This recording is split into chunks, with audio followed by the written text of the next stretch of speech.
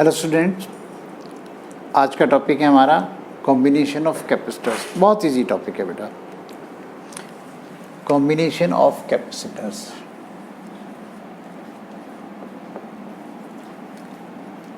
Combination of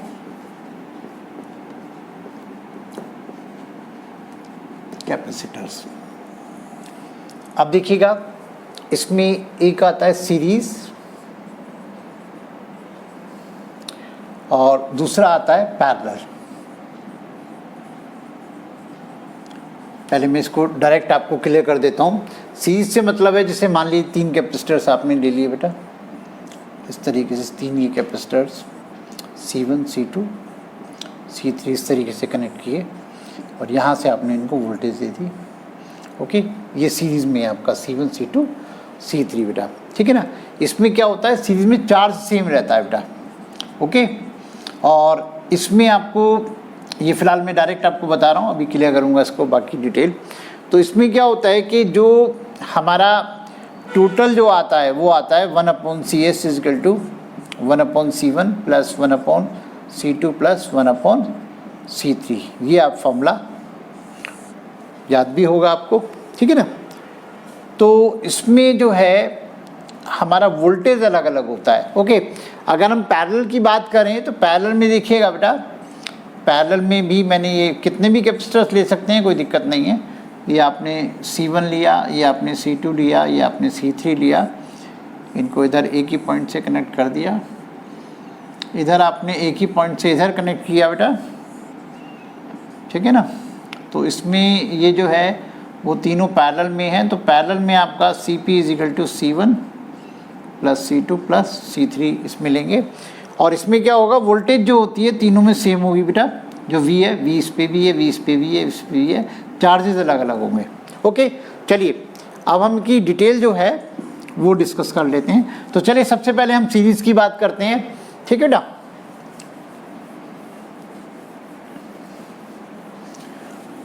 इसको मैं यहाँ से रिमूव कर देता हूँ।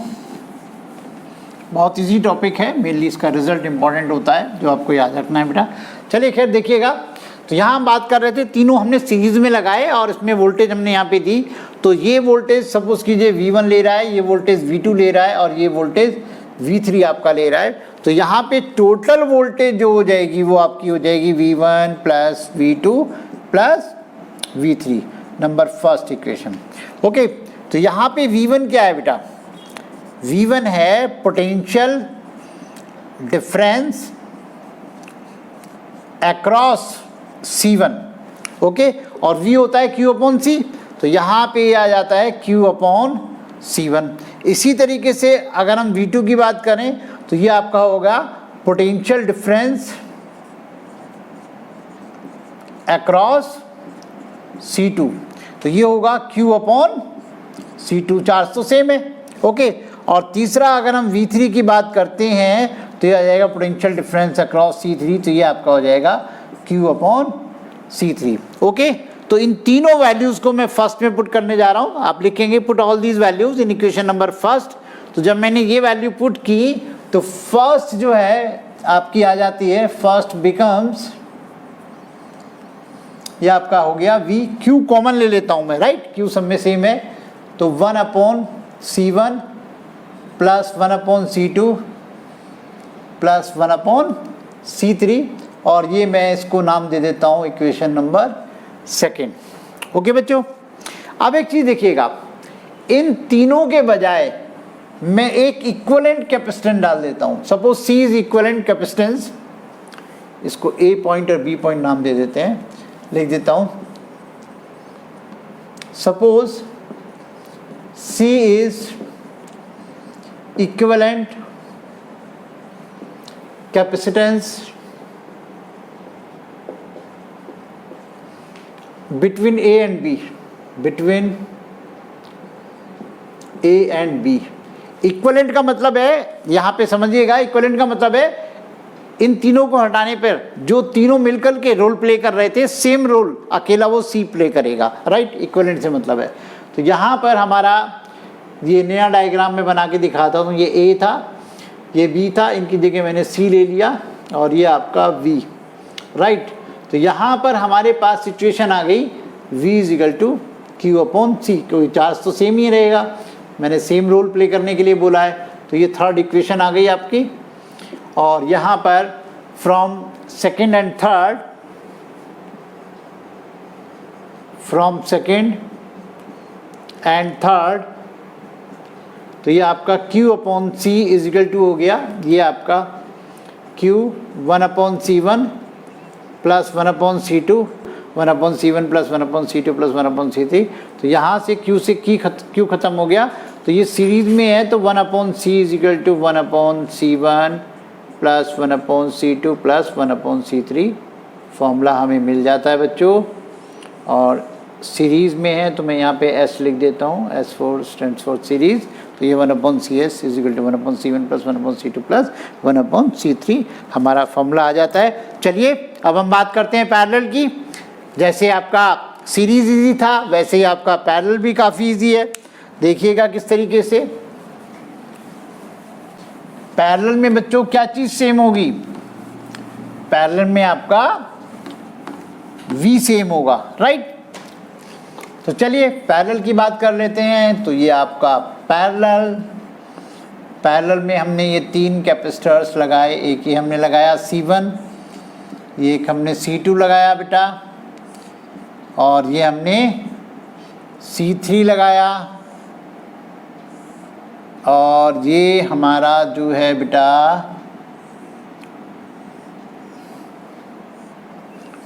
यहाँ पर ये हुआ आपका, ओके। ये वोल्टेज ली, वोल्टेज यही वोल्टेज C1 को मिलेगी, यही C2 को मिलेगी, यही C3 को मिलेगी। यहाँ से जो चार्ज हमारा जाएगा ऐसे, वो इधर आपका Q1, इधर आपका Q2, इधर आपका Q3। तो जाहिर सी बात है, आप देख सकते हो यहाँ पे जो चार्ज फ्रॉम बैटरी होगा वो होगा Q1 plus Q2 plus Q3, right. अब इसमें Q1 क्या है बेटा, तो Q1 है charge on C1, charge on C1, और Q is equal to CV होता है बेटा, यानी C1V। इसी तरीके से अगर हम Q2 की बात करें तो चार्ज ऑन C2 होगा, वो होगा C2 इंटू V, और अगर हम Q3 की बात करें तो ये होगा चार्ज ऑन C3, यानी C3 इंटू V। ये सारी वैल्यूज़ को मैं फर्स्ट में पुट कर देता हूँ, सारी वैल्यूज़ को आप इक्वेशन नंबर फर्स्ट में पुट कर दीजिए। तो इट बिकम्स फर्स्ट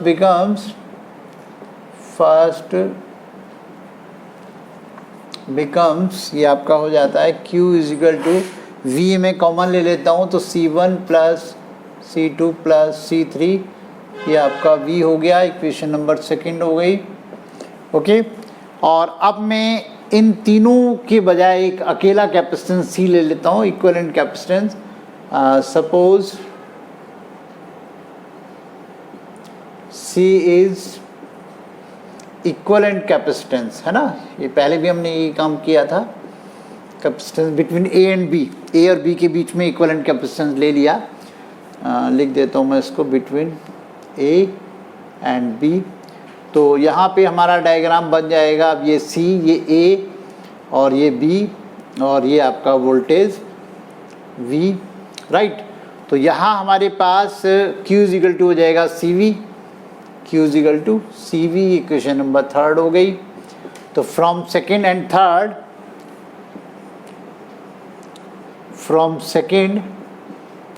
थर्ड, इन दोनों को हमें बराबर रख देना है। तो CV इज इक्वल टू हो गया C1 plus C2 plus C3, और ये इंटू V से V ख़त्म हो गया, तो C इज इक्वल टू आ गया C1 plus C2 plus C3।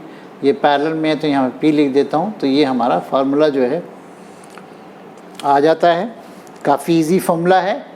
तो अगर मैं रेजिस्टेंस से कंपेयर करूँ, ठीक है ना, तो आपको याद आ रहा होगा रेजिस्टेंस जब पैरेलल में होते थे तो वो आपका 1/R equal to 1/R1 plus 1/R2 plus R2 होते थे, ठीक है ना। तो ये आपको ध्यान रखना है थोड़ा सा। चलिए मैं कुछ क्वेश्चन जो है बहुत इजी क्वेश्चन लेता हूँ पहले में, वो आप देखिएगा।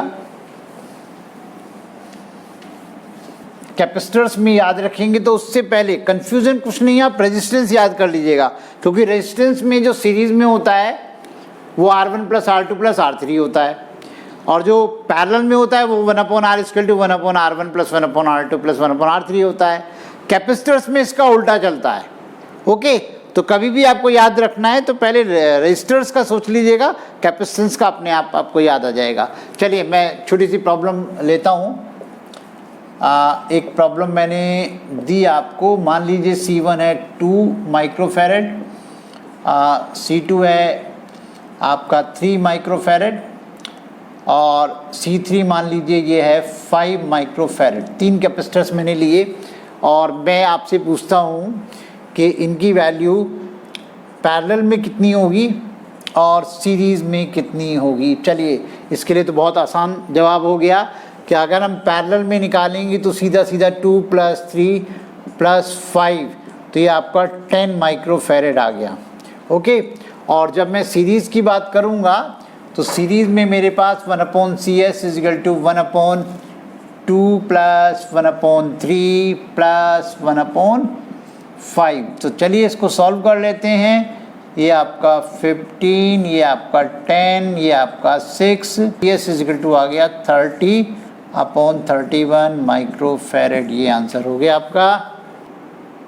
कुछ आसान से क्वेश्चंस मैं आपको दिखा रहा हूँ बेटा, बहुत इजी है बेटा। जैसे कभी आप रेजिस्टर्स को लेके करते थे, बस रेजिस्टर्स में मैंने अभी आपको क्लियर किया कि जो सीरीज़ के लिए करते हैं वो पैरेलल के लिए, और जो पैरेलल के लिए वो सीरीज़ के लिए लेते हैं। ठीक है ना। तो अब आप इसमें देखिएगा, जैसे ये दोनों आपको पैरेलल में नज़र आ रहे हैं, ठीक है ना बेटा। तो 5 + 5 10 हो जाएगा, 10, और इसके साथ जो होगा वो सीरीज़ में होगा, यानी कि ये इस तरह से हो जाएगा। इधर ये 10 हो गया ये वाला, और ये भी आपका 10 हो गया। तो ये दोनों सीरीज़ में है, इनको आप खुद से सॉल्व करेंगे। राइट, अब मैं इसकी बात करता हूँ। राइट, इस क्वेश्चन में देखो 6 और 6 क्या है, ये सीरीज़ में है। तो 6 और 6 को जब आप करेंगे तो 1/6 + 1/6 ये बन के 3 हो जाएगा, और 3 और 5 आपको पैरेलल में नजर आएंगे। यानी कि मैं यहाँ दिखा सकता हूँ, ये आपका 3 बन गया और ये आपका जो है ये 5 बन गया। तो ये आपके पैरेलल में 5 + 3 8 हो जाएगा। ठीक है ना। ओके, अब देखिएगा मैं बात करूँगा इस क्वेश्चन की। इस क्वेश्चन में ये C और ये C।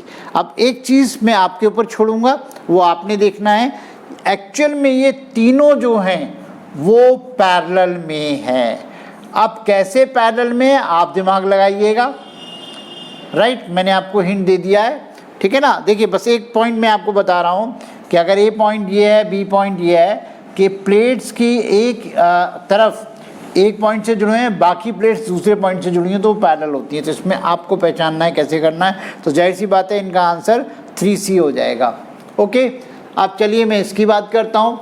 इसमें आप देख पा रहे हो कि ये 10 और 10 सीरीज़ में है, तो ये 10 और 10 करके आपका 5 आ जाएगा, और ये इसके साथ पैरेलल में होगा, 5 और 5 10 आ जाएगा। ठीक है ना। और फिर 15 के साथ ये लास्ट में ऐसे करके आपका ये 15 है बेटा, और ये आपका 10 हो जाएगा। तो ये लास्ट में आपका सीरीज़ में आप इसको निकालेंगे बेटा। ठीक है, बहुत सिंपल क्वेश्चन है, आराम से आप सॉल्व कर सकते हो, कोई दिक्कत वाली बात नहीं है बेटा। एक क्वेश्चन मैं आपको और लेता हूँ बेटा। चलिए एक बहुत ही इंपॉर्टेंट क्वेश्चन बेटा अब हम ले रहे हैं। देखिए आपके सामने है, इसमें आपको ये इन्फिनिट लैडर है, अप टू इन्फिनिटी ये गया है, और x और y के बीच में आपने कैपेसिटेंस बताना है कितना होगा। इसको करने का तरीका थोड़ा सा डिफरेंट हो जाता है। ठीक है ना। देखिए किस तरीके से कि अगर हम ये मान लें कि x और y के बीच में जो कैपेसिटेंस है, suppose C is equivalent capacitance, equivalent capacitance between x and y। x और y के बीच में मैंने इक्विवेलेंट कैपेसिटेंस मान लिया। तो अब फॉर एग्जांपल मैंने यहाँ से यहाँ तक इतना पोर्शन काट के अलग निकाल दिया। ज़रा ध्यान दीजिएगा इस पॉइंट को कि मैंने इतना पोर्शन जो है वो काट दिया, और यहाँ पे मैंने x डैश लिख दिया और यहाँ पे y डैश लिख दिया। ठीक है। तो पहली बात तो ये, चूंकि ये इन्फिनिटी तक गया है, तो डेफिनेटली अगर मैं इसको काट करके निकाल देता हूँ और ये पूछता हूँ x डैश y डैश के बीच में इक्विवेलेंट कैपेसिटेंस कितना होगा, तो अभी भी वो c ही होगा क्योंकि ये इन्फिनिटी तक गया है। ये बात ध्यान दीजिएगा, ठीक है ना, क्योंकि इन्फिनिटी में से थोड़ा सा कट भी कर लिया तो कोई फर्क नहीं पड़ेगा। तो equivalent capacitance between x dash and y dash will be, मैं लिख देता हूँ यहाँ पे, इक्विवेलेंट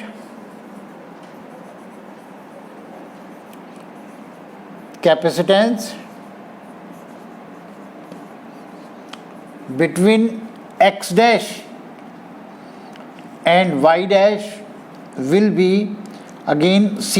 यहाँ पर भी ये c ही होगा, ठीक है ना बेटा। तो बेसिकली क्या है, कट करते समय जैसे मैंने ये पोर्शन कट किया है, किस तरीके से कट करते हैं वो इस तरीके से करते हैं बेटा, जैसे हम यहाँ से देख रहे हैं, ओके, तो यहाँ से भी देखेंगे तो हम सेम सिचुएशन नज़र आएगी, ओके। तो अब इस डायग्राम को मैं ऐसे बना सकता हूँ,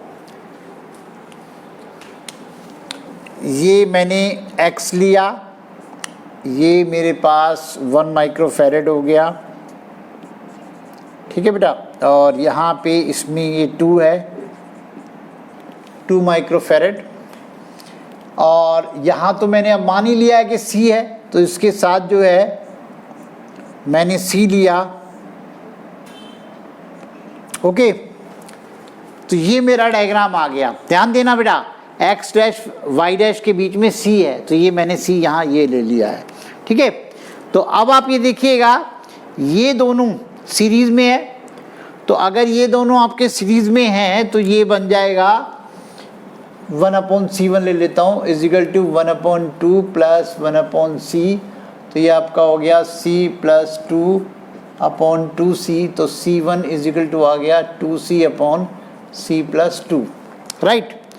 अब इसके साथ ये पैरेलल में आएगा, तो 1 माइक्रोफैरेड यानी C2 इज इक्वल टू हो गया C1 प्लस 1, यानी कि ये हो गया 2C/C प्लस 2 प्लस 1, तो ये आपका बन जाता है C2 is equal to 2C plus C plus 2/C plus 2, तो ये बन गया 3C प्लस 2/C प्लस 2। और ज़रा ध्यान दीजिएगा, C2 का मतलब ये आपका XY हो गया बेटा, ठीक है ना, इक्विवेलेंट जो है वो CXY के बराबर हो गया, और CXY कितना माना था मैंने C, ओके।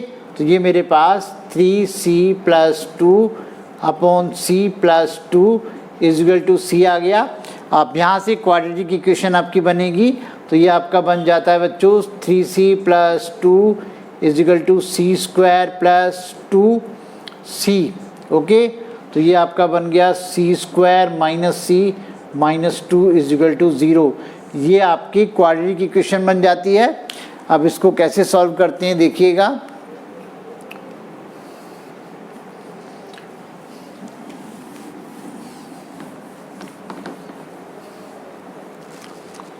अब इसको मैं सॉल्व करने जा रहा हूँ, तो ये आपका C square minus C minus 2 is equal to 0, C square minus 2C plus C minus 2 is equal to 0, C minus 2 plus 1 into C minus 2 is equal to 0, ठीक है। तो C माइनस 2 कॉमन ले लीजिए, C plus 1 is equal to 0, तो C is equal to 2 आता है, एक minus 1 तो ले ही नहीं सकते, तो C is equal to 2 microfarad. ये आपका आंसर आ गया बेटा, ठीक है ना।